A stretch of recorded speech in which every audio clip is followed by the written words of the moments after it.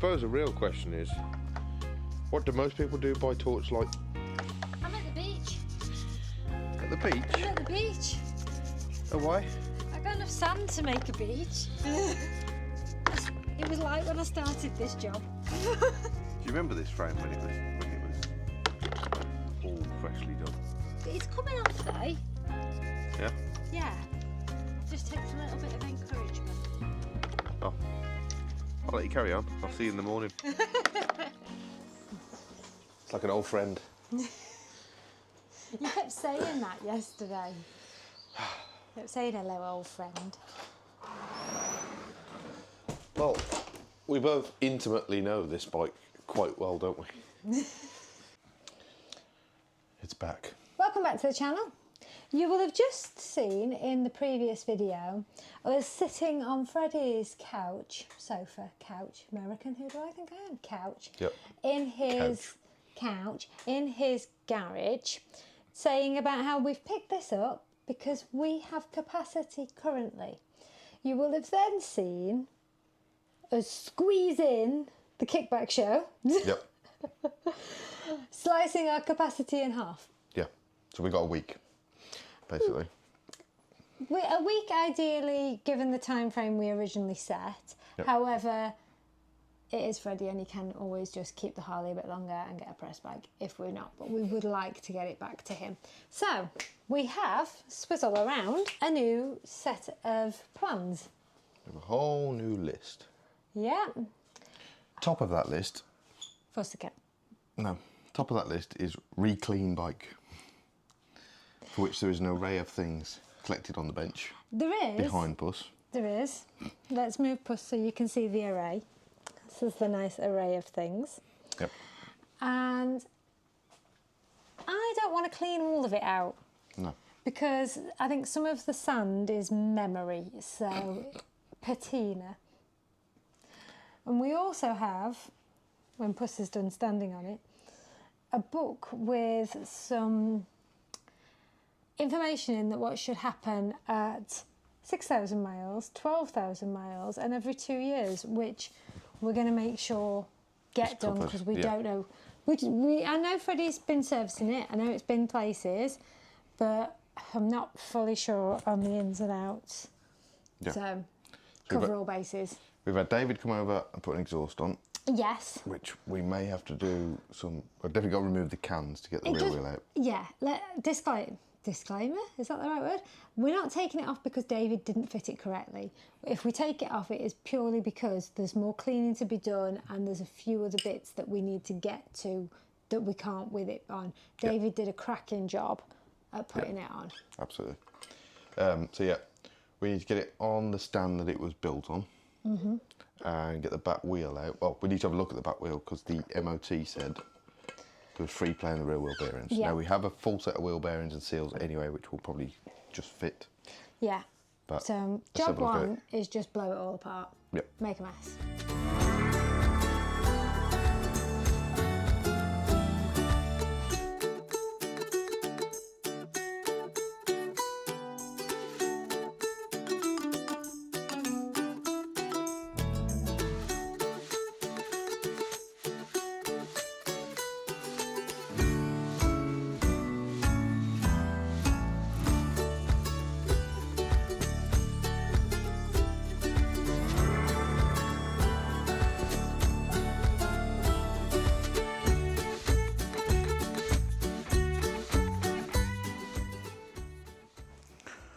Okay.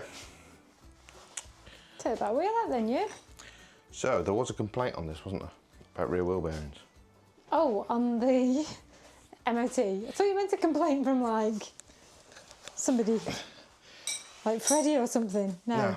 Now when I was pushing this through the utility room, because we have to do that bit back and forward, don't we, to shuffle the handlebars through. I noticed when you go backwards on this bike, you get this noise. And when you go forward, you get this noise. Hang on. What noises are them? Do them again. Okay. Can you see how that's moving? Mm-hmm. Now that in there, the bracket, is like a a C shape. And it just sits against a block on the swing arm. Right, okay. Which stops the caliper bracket rotating. So when you do it up, normally you'd push that down onto the block when you torque up the axle. And the thing that stops it trying to turn is that it's clamped between the wheel and the swing arm. So that suggests to me...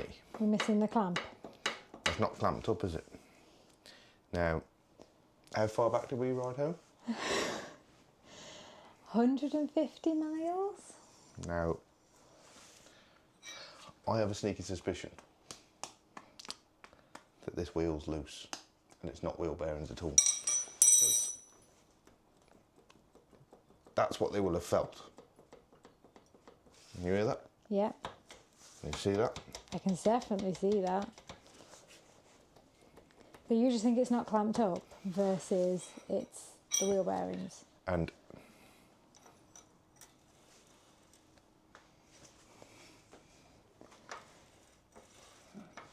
that shouldn't be that easy, should it? no, so what we're going to do... So would that come loose though on its own accord? Is that possible? It has the potential, yeah, because the wheel is turning that way as you're driving. So if somebody, if this has been somewhere and it's had, say, a fresh back wheel on or something like that, and then somebody's done it all up, then over riding it, it can just come loose? No. Oh. I've never known one when this, I think it's like 80 newton meters. You'd have to have a lot of resistance in the wheel bearings for it to then undo it. Like the wheel bearings have to bind up onto the axle. A bit like what my dad was telling you about. Oh, right. With his, yeah. But yeah, so I think this is just a loose wheel. So what I'm going to do before we pull this out is I'm going to torque that up and see if it's and the see if bearing. we've got free play in the wheel bearing. Oh, okay, experimenty. So rear axle nut is 85 newton meters. Go on then, this guy. This guy. Oh my God. I'm not holding that side.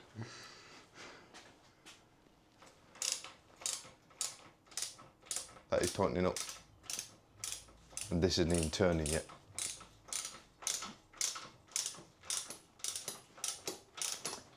This feels unsafe. Yeah, I mean, I know he said he had like, the advisory was slight play in rear wheel bearing. And yeah, pretty bad of me to be fair, because I didn't, we literally just grabbed it and jumped on it, didn't we? Well, yeah, but if he's taking it somewhere, you trust the word of people, don't you? You trust your mechanics that you're taking things to. 70 the whole way back. Like, it's all right. The handlebars are loose as well. It only makes sense that the house end's loose and all. It probably kind of makes sense as well because we were predominantly on A roads and stuff. Yeah. We were straight lines, so I think it would have been in corners and more dynamic roads. Maybe it would have been. Felt it. It's great with the bad shoulders. Is. Do you want me to do it? That's torqued up now. Do you have to do the clamp? Is that separate? Or does that do the clamp by doing that? That should be there. Oh, okay. So that's not moving now. Right. I don't know, I can hear something knocking. Can you hear that? I can. That's the float of the caliper. Oh, okay. That's all right.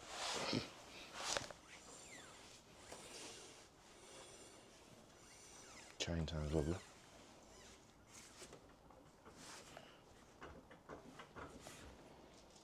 Thank you.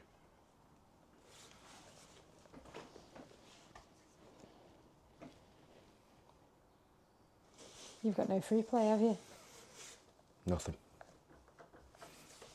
Absolutely nothing. Not a hint. So, yeah, you've just watched us talk this up, or Joe, the famous we, and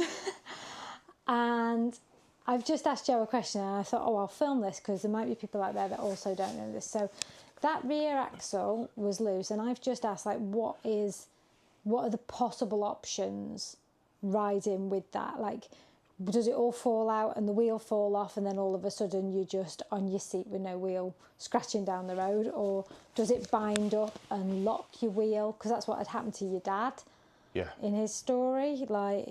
So it's hard to judge because it's all quite tightly fitted in there. But in reality, if there's enough room here between the head of that hex and the exhaust for this to walk out so far as the end of the bolt, the axle, drops out the swing arm, then you could be in real issues then, because the whole wheel will just drop down, and then these nuts that hold the sprocket on, they stick out quite far if you come around here. You see these? It wouldn't take much of a tip for them to hit the swing arm. In that case, chances are this wheel will just lock up. Right. Because cush drivers start to separate off. I was also just asking, like, if you were having your tyre changed, how would something like this get missed maybe? And you were just explaining, because Freddie's exhaust runs past, you can't get a torque wrench in the side without removing the exhaust. Yeah. So that might be a reason as to why this was maybe only done to a hand-tight level maybe. And so, I mean, this side they would have had to take the exhaust off to get the axle out, whoever's been near it. But then you could leave this side alone and get in there and get the nut on. If you do, I mean, if that is the case, I mean, you've just seen what it's like to take one of the silence off. It's one hex head as long, and a 12mm. Yeah. Or people could have put it back on, maybe thought somebody else had done it, not checked it. I can see how it maybe does get overlooked. For lunch. Yeah. But, when it's that safety critical.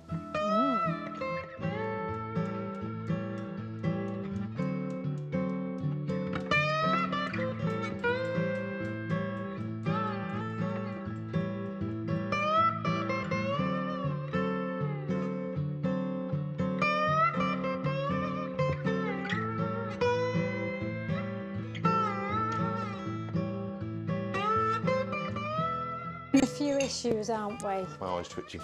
Because you put a lot of time and effort into this bike. Did. And then it took you a lot of getting used to the fact that it's not your bike. It's not my bike. And people can then do what they want with their own property. They can. Such as changing nuts, bolts and washers to different to what you've put in. And then you've had it back and just put a number of the nuts, bolts and washers in the bin. And we'll go again. It's roundabout, isn't it? But I do just also want to say a shout out to the people that make our stickers, because the Decal Empire that we get our stickers from, this sticker got put on, and a sticker that's just in and up somewhere else. Where is he? He's up here. Up there. They have been stuck on since we redid the Bonneville in 2024, and they have been 16,000 miles, did you say? Yep. Sahara Desert? No. Arctic Circle. Arctic Circle. Sardinia. Europe. Yeah. UK. Yeah, several. Cotswolds. Yes. Lots of places, and still there. Still going strong. Right, top yoke removal, you. Crack on. God.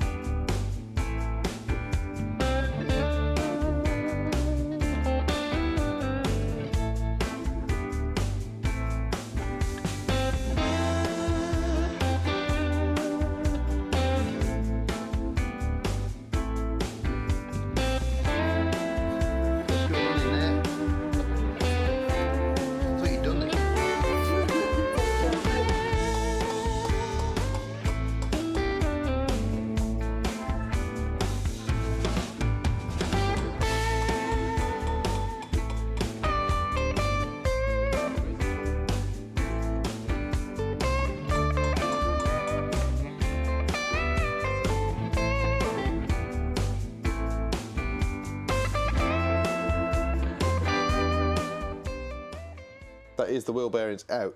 Now, I can feel a little bit of something on them. There's a little bit of rumbling and there's side-to-side movement there. We did actually replace these when we put the bike together 2 years ago now. But we have new ones on the shelf with new seals. Given it's had the 400 miles running with that axle loose, it just seems futile to put it all back together as it was, even though I torqued it up and you couldn't really feel any free play there. So that's the plan when I get back. Some of you will know I've got some footage somewhere of the free play in the handlebars.